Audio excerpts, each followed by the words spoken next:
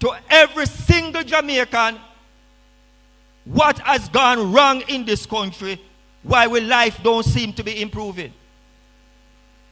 Let us not forget, not long after this government took power, you had the Petrojam scandal.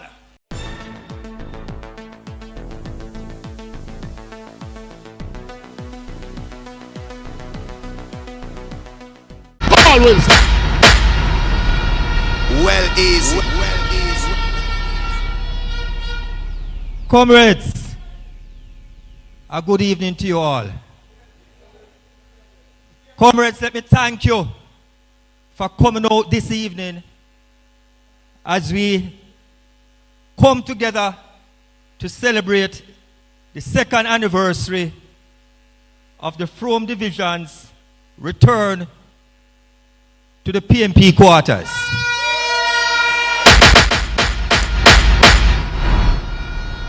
Comrades, 2 years ago, you made the right choice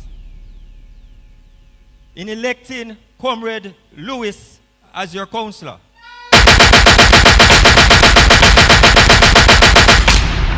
Despite trying circumstances,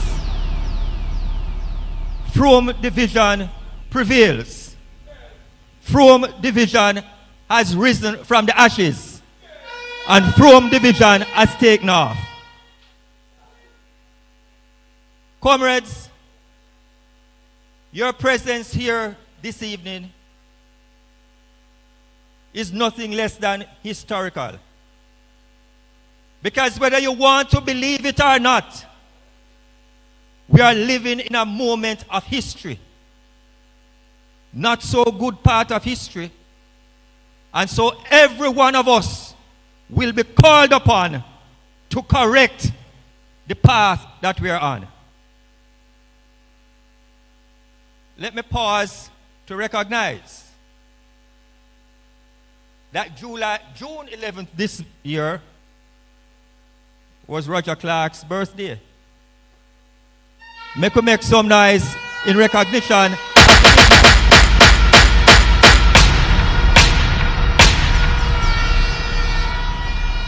He has built a foundation for this constituency. He has left a legacy of excellence, and we have a responsibility to protect that legacy and build upon that foundation. Frome Division is doing its part.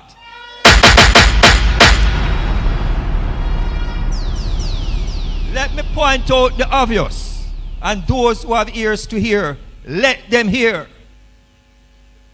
Government responsibility is not no dibby job. Government responsibility is not for youth, it's a big man job. And if you're not coming to the office to serve the people, think twice. Councillor, I want to congratulate you because you're constantly sending the message of high standard. Frome Division conducts its meeting in a place of high respect and reverence. We no go bar go whole meeting. Poor people business is serious business, and it must be discussed in an atmosphere of sobriety. Me no want hear no government representative on my side. I ask people to forgive them because of the rum attack. That must not happen. So those who have ears to hear, let them hear. Comrades, I am out there like you. I go market too. I go shop too. I go supermarket too.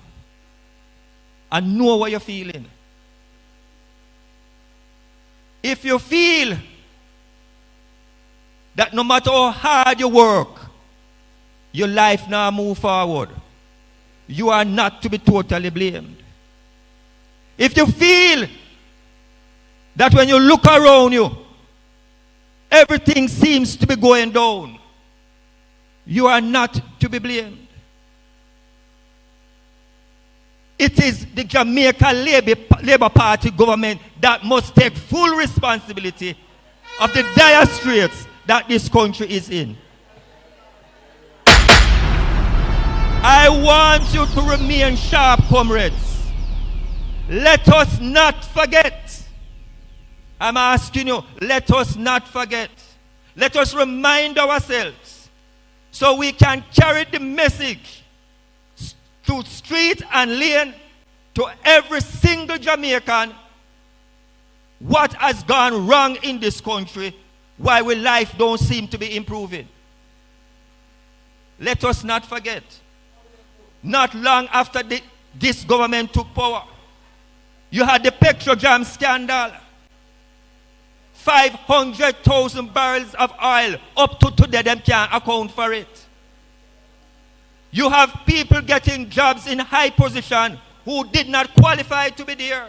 The only qualification they had was that they were a member of the Jamaica Labour Party. You had man getting money to go to foreign to attend meetings on behalf of the country. He not turn up but he collect money. The situation was so bad, comrades. Let us not forget. The Prime Minister had to call in the then minister. And 2 weeks later, he had to resign.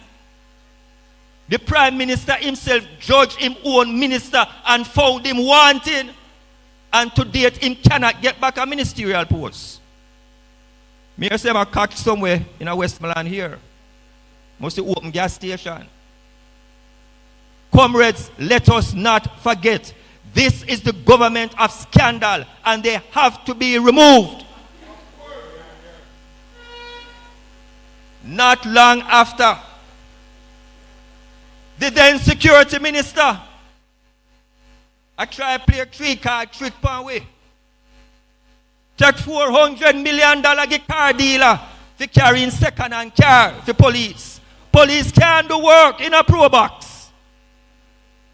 To date, half of the car them not delivered and with taxes gone down the drain. Another scandal, comrades. Let us not forget. Let us remind the people of this country why we are in the situation we are in. The same man under his watch, airport authority money, another 400 million pumped into a private equity company. Not following no procedure. Scandal after scandal. And you would have believed that after this country ball out upon them, they would have haul and pull up. No, them bright enough.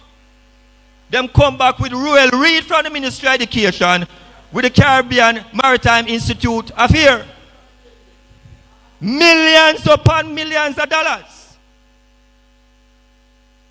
The Prime Minister himself called the then Education Minister to his office. And within 1 hour, he, the Prime Minister, demanded the man's resignation. So he himself knew he has already tried and passed judgment on the man. So even though the case is to be answered in court, the Prime Minister don't make him judgment. And that is why I'm asked the man to resign. Another scandal. Millions upon millions of dollars. After those 3 alone, it reached billions. So again, I said to you, if you find that your life has not improved since this government has been in power, don't blame yourself too much. We are trying hard under the circumstances. But they are making it more difficult for us every day. Cornwall Regional Hospital, when they took it over, their estimate for repairs was $2 billion. It gone $17 billion and Tufton needs 7 more. If you give them 1 more term, it will end up at $40 billion. And while they are throwing money on a waste, on that side, baby are dead at Victoria Jubilee Hospital. Comrades, let us not forget. Comrades, I'm telling you, when history is being made, many of us don't realize it until time passes and man write about it. Let us open up our eyes. We're not going to wait till time passes. The people tell us that this moment was a moment that required all of us to rise up and stand up against this government. Comrades, I hear them taking credit for the stability of the economy that they took from us. It's not so stable anymore. One of the things they're talking about, trying to trick people, is how the economy is doing well. Comrades, I carry today the Financial Gleaner report dated June 13, 2025. The government has taken upon itself to publish every month one of these reports. It gives a summary of how the economy is performing. I know me I make up the numbers, and them publish it. Imports by end users for January 2025. Imports was 647 million US dollar. Exports, that is what we sell, was only 134 million dollar. Short of nearly 530 million US dollar. And then them want to try fool we that the economy is doing well when we have to spend more than we are earn. If you think that bad, the breakdown that they give for what we sell. Manufacturing, 64 million US dollar. Mining and quarrying, 55 million dollar. Agriculture, one source of $7 million. Comrades, I know the days not so long ago when sugar alone I sell 100 million US dollar worth of sugar. And today we have a situation where all the agricultural products put together could only sell 7 million US dollar in January. How we can talk about the economy is doing well? God is so good, and the same financial report is the face of our former finance minister, Dr. Nigel Clark. This man get up and run left the work. Because comrades him realize say, trouble there, fire there, must steal, him have to take off.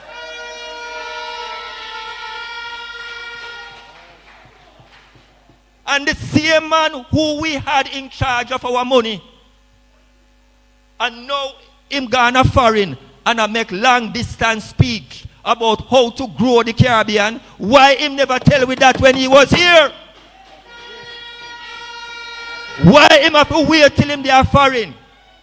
Would I like ask Nigel Clark, who you did afraid of in Jamaica? Why you couldn't talk the talk out here? You'd have to run, go take long distance to tell me. He saw the danger, and comrades, I'm saying to you, we don't need to see all the numbers. We have feel it in our pocket. We have feel it when we go buy the yam. We have feel it when we go buy the chicken back. We have feel it when we go buy the bread. So we don't have to go university like them if you know that things not going right. There's another trick that them trying to feed the people, and I hear this advertisement coming out of the office of the Prime Minister, boasting about how things good in our country. And one of the things them boasting about is how the dollar stable. The dollar is about 161 to 1 now. Ask them what it was when they took this country from us. Let me tell you, the little me know how the system operates. And I'm putting it out to them. If the dollar is stable, why every week the Bank of Jamaica has to be pumping US dollar into the system? Friday gone, Bank of Jamaica pumped 47 million US dollar to satisfy the demand. What that mean, comrade? If me and you go bank, if a manufacturer go bank and say, banker, I want some money if you go buy raw material, the bank not have enough. So they have to turn to the bank of Jamaica and say, you need to come in, come help with, because people are bothered with the US dollar. And even after BOJ pumped 47 million US dollar into the system Friday, it was still short by 29. So comrades, no make them fool you. No dollar, no stable. Them if you put on reins on the dollar, if you don't get way through. The Jamaican dollar will be stable when the PMP come back into power. And we make sure that we are sell more than we are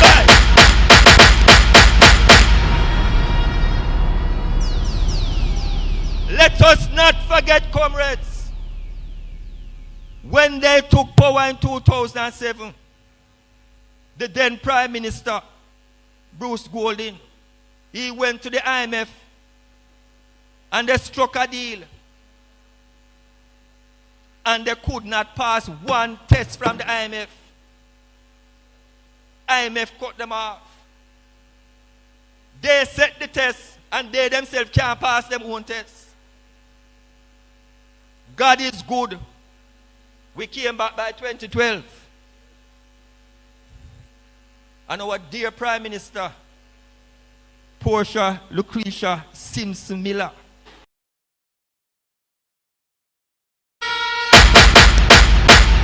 our dear former Prime Minister, wherever she is, may God's blessings continue to fall on her. She went and with the help of Comrade Peter Phillips, struck a deal with the IMF. But the big difference was this. Portia was humble enough to come to the people and say, my fellow Jamaicans, this is the situation. You're going to have to brace with me. You're going to have to band belly with me until we get over this storm. And the people trusted her. Because we are a party that are true and faithful to the people. We not go about a tell lie. We not go about a true samphire.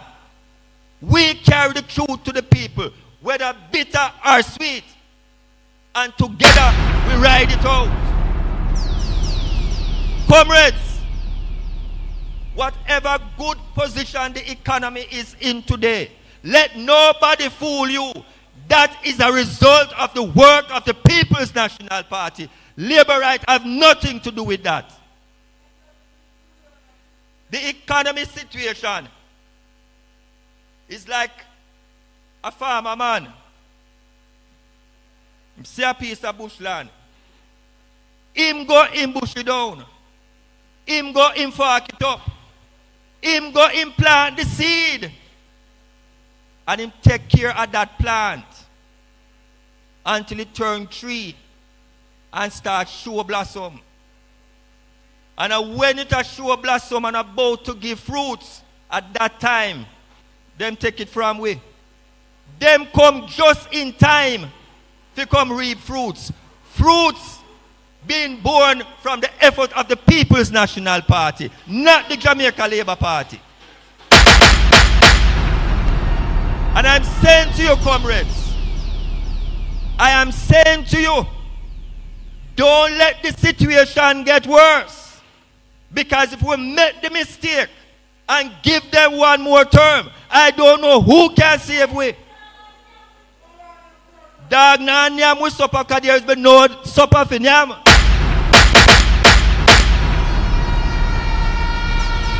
Comrades, let us not forget. Let us not forget, comrades. Don't follow them now and go round and a cut ribbon and a give it 20,000 to who want register. Don't let them buy you out. Don't be frightened by it. Are your taxes and not feed them money? Are your taxes? So them now do nothing special for you. What they are trying to do now until the election is called, they should have been doing from 4 years ago.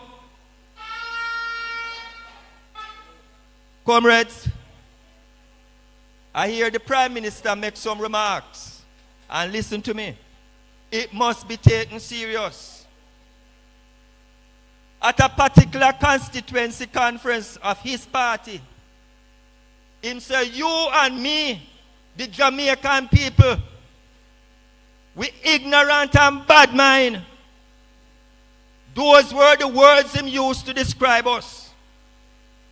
And I say, Prime Minister, you never know say the Jamaican people ignorant and bad mind when they vote you in. But we wake up now. We're not ignorant and bad mind no more. If you think of your 28 bank account with bad mind, you take it back. We not bad mind you for that. Because you're going to have to answer one day for it.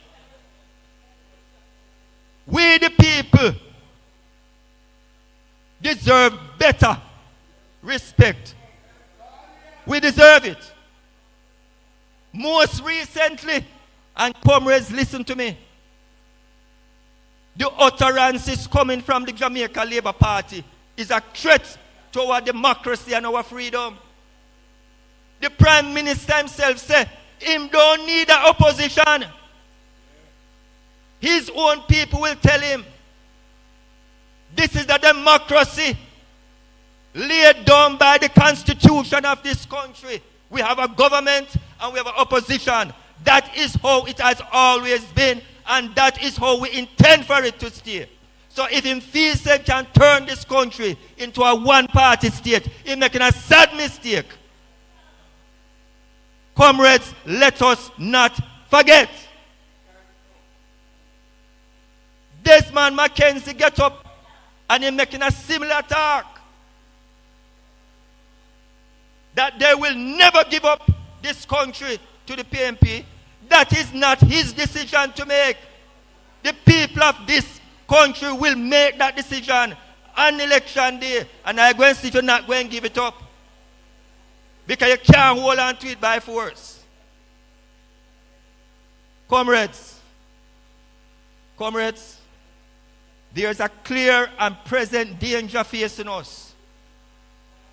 And I'm calling upon every comrade here to take the message out to the streets. We must not get weak. We must not falter. We must remain strong and resolute. Because when Anju Holness put on free green Clark Booty, we are going to put on free with Gideon Bout, and we are going to kick him out of God knows. So make him come with him Clark. And Gideon Bout time now. Gideon Bout time now. And we're going to boot him out.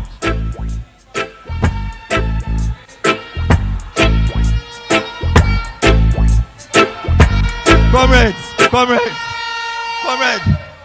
Mr. Soundman, like you are warming up for your part 2, but time is up on us, right, Mr. Chairman? Comrades, I'm begging you. The word is love, and I'm asking you humbly for your support. To the workers of this party in Frome Division, again, I thank you from the bottom of my heart for the victory that you have brought back to this division. And in going forward, I ask that we all remain united and support our Councillor Lyndon Lewis. Thank you, comrades.